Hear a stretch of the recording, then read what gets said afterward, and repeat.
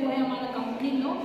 Company law में जो आज हम आपको मोस्ट इम्पोर्टेंट टॉपिक हम पढ़ा रहे थे शेयर एंड शेयर कैपिटल। इसके कुछ पॉइंट्स इससे पहले वाली वीडियो में हमारी कंप्लीट हो गए है ना, तो आप लोग पिछली वीडियो जाकर देख सकते हैं। आज की वीडियो में हम आपको पढ़ाएंगे टाइप्स ऑफ शेयर।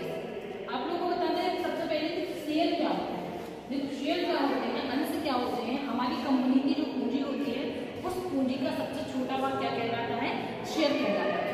सीधी सी बात है कि अगर एक बहुत बड़ी कंपनी है ना, तो कंपनी की सबसे छोटी पूंजी कैसे हुई। जैसे कंपनी की किसी भी कार्य के लिए जब एक कंपनी का मालिक शेयर को इशू करता है, एक सार्वजनिक कंपनी का मालिक जब शेयर इशू करता है तो वो शेयर इशू क्यों करता है, क्योंकि उसको एक निश्चित इकट्ठी कैपिटल की आवश्यकता होती है। अब वो कैपिटल कहाँ से आएगी, तो वो जनता को शेयर इशू कर देते हैं। शेयर मतलब 100 रुपए वाले शेयर इशू कर दिए, 500 रुपए वाले, 20 रुपए वाले, और वो 20 रुपए और 100 रुपए और 500, जैसे 100 रुपए का शेयर है उसने इशू किया, हमने 100 रुपए खरीद लिया, लेकिन इस 100 रुपए से कंपनी का कोई काम नहीं चलने वाला है। क्यों नहीं चलने वाला है, क्योंकि इतने से 100 रुपए में हमारी कंपनी का कोई भी काम नहीं होगा।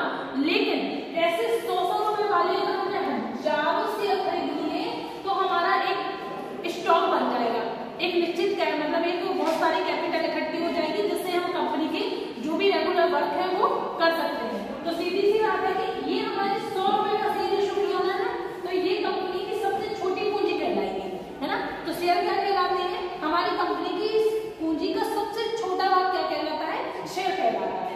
अब हम अंशों के प्रकार देखते हैं। देखो अंशों के प्रकार दो प्रकार के होते हैं। पहला है हमारा समतांश, दूसरा है हमारा पूर्वाधिकार, है ना। समतांश हमारे कौन से अंश होते हैं, समता अंश।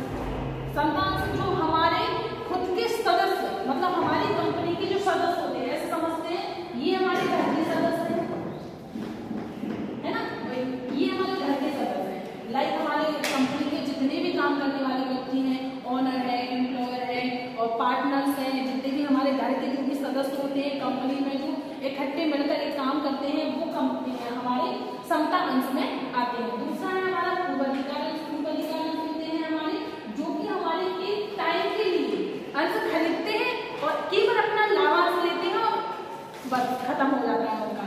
इनका क्या है, ये लाभांश लेंगे फिर भी अंश लगाएंगे, और इनका क्या है, एक बार इन्हें अंश मतलब एक बार इन्हें अंश खरीदे और इन्हें अपना लाभांश लिया। इनका रिश्ता कहाँ से होता है, केवल लाभांश में। ये हमारी कंपनी की जो सेवाएं होती है, हमारी कंपनी का जो वर्क लोड होता है उसमें ये इंटरफेयर नहीं करते। फिर हम देखते हैं संतान। देखो इन दोनों में डिफरेंट दिखते हैं क्या है। सबसे पहला है हमारा, यह कंपनी के वास्तविक सदस्य होते हैं। कौन से सदस्य होते हैं, वास्तविक, जो कंपनी के वास्तव में सदस्य होते हैं, जो कंपनी के परमानेंट सदस्य होते हैं। जब से कंपनी खुलती है, जब से कंपनी का संचालन होता है, कंपनी चलती जाती है, उसमें ये सदस्य इन्वॉल्व होते हैं। तो ये कंपनी के कौन से सदस्य होते हैं, वास्तविक सदस्य होते हैं। दूसरा, यह कंपनी के वास्तविक सदस्य नहीं होते। ये कौन से सदस्य होते हैं, ये सदस्य तो होते हैं, क्योंकि हम जब कंपनी में अपना थोड़ा सा भी लगाएंगे तो हम कंपनी के सदस्य कहलाएंगे, क्योंकि हमने अपनी कंपनी में योगदान दिया। लेकिन ये वास्तविक नहीं होंगे। कौन से होंगे, ये सदस्य केवल शेयर खरीदेंगे, शेयर इन्हें डिविडेंड मिला, इनका वही खत्म, लेकिन इनमें वास्तविकता नहीं होती है। फिर हमारा दूसरा है कंपनी की मत देने का अधिकार होता है। कंपनी के कामों में, कंपनी की वर्कलोड में अगर कंपनी की जो समता अंश वाले चाहते हैं तो वो अपना मत दे सकते हैं, अपने आइडियाज दे सकते हैं, है ना। किसी को अगर कोई बाकी लॉस की कंडीशन में जा रहा है तो उसको सजेशन दे सकते हैं। तो इनको कंपनी का पूरा अधिकार होता है, ये कंपनी के हित में कोई भी सजेशन दे सकते हैं, कुछ भी अपना आइडिया शेयर कर सकते हैं। लेकिन जो पूर्वाधिकार अंश होते हैं, अंश वाले होते हैं, ये कंपनी के कभी भी मतलब इस निजी मामलों में इंटरफेयर नहीं करते हैं। ये कंपनी के जो उनका वर्क लोड होता है, उनके आइडियाज होते हैं, ये अपने आइडियाज से नहीं कर सकते हैं। क्योंकि ये हमारे परमानेंट वास्तविक सदस्य नहीं होते हैं। फिर नेक्स्ट है हमारा तीसरा, लाभांश पूर्वाधिकार के बाद मिलता है। जो हमारे समता अंश होते हैं, इनका जो लाभांश क्या होता है, देखो हमारे अंश, हमारे शेयर से मिला हुआ जो भी लाभ होता है वो हमारा लाभांश होता है। लाभांश मतलब होता है हमारे जो हम अंश खरीदते हैं, अंश खरीदने के बाद अंश पर जितना भी प्रॉफिट होता है वो प्रॉफिट हमारा लाभांश कहलाता है। ये हमारे प्रॉफिट का एक भाग होता है, लेकिन ये केवल अंशों से ही मिलता है, पूर्वाधिकार अंश की बात मिलता है। इनको लाभ कब मिलता है, लाभांश कब मिलता है, जब पूर्वाधिकार अंश को पूरा चुकता हो जाता है, क्योंकि ये तो हमारे घर के सदस्य हैं, थोड़े लॉस में भी चले जाएंगे, है ना।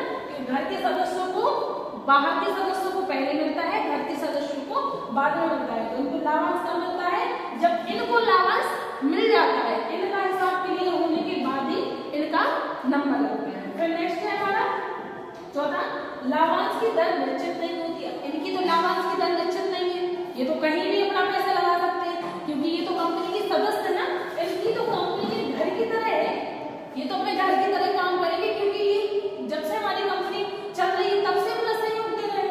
लेकिन ये इनका लाभांश निश्चित होता है कि भाई इनका जो भी है वो इनको मिलेगा। फिर नेक्स्ट है हमारा पांचवा, समापन पर पूर्वाधिकार के बाद पैसा मिलता है। अगर कंपनी की कंडीशन आती है समापन, समापन क्या होता है, जब कंपनी बहुत ज्यादा लॉस में चली जाती है तो हम सोचते हैं कि अब हम ये कंपनी नहीं चलाएंगे, इसको समाप्त करना है। जब समापन की कंडीशन आती है तो समापन की कंडीशन में जो हमारा पूर्वाधिकार अंश, जो हमारे पूर्वाधिकार अंश के पैसे होते हैं ये पहले दिए जाते हैं। इनके पैसे ये तो कंपनी के सदस्य हैं, बाद में भी दे दिए जाएंगे। जैसे समझते हैं कि घर का सदस्य, जैसे हमारा ये घर है तो हमारे घर के सदस्य के पैसे तो हम बाद में देंगे, पहले जिसके हमें बाहर के लोग के देने हैं वो हम क्लियर करेंगे ना। तो वही है, समापन की कंडीशन में इनका पैसा देने के बाद ही हमारा इनका नंबर लगता है। इसके बाद आता है हमारा, ये कंपनी की मीटिंग्स में भाग ले सकते हैं।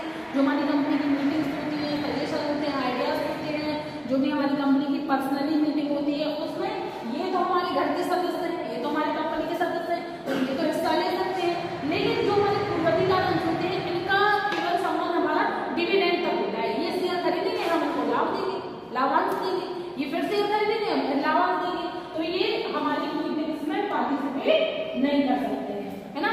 एक बार और हम देख लेते हैं इनको, यह कंपनी के वास्तविक सदस्य होते हैं, यह कंपनी के वास्तविक सदस्य नहीं होते हैं। यह कंपनी में मत देने का अधिकार रखते हैं, ये कंपनी में मत देने का अधिकार नहीं रखते हैं। ये लाभांश पूर्वाधिकार के बाद मिलता है, लेकिन इनको लाभांश पहले मिलता है। लाभांश की दर इनकी निश्चित नहीं होती, लेकिन इनकी निश्चित होती है। समापन की स्थिति में पूर्वाधिकार वालों के बाद इनको पैसा मिलता है, लेकिन इनको पहले ही दे दिया जाता है। ये मीटिंग्स में भाग ले सकते हैं, ये नहीं ले सकते हैं, है ना। आप लोगों को जो day by day topics clear कराया जा रहा है, आप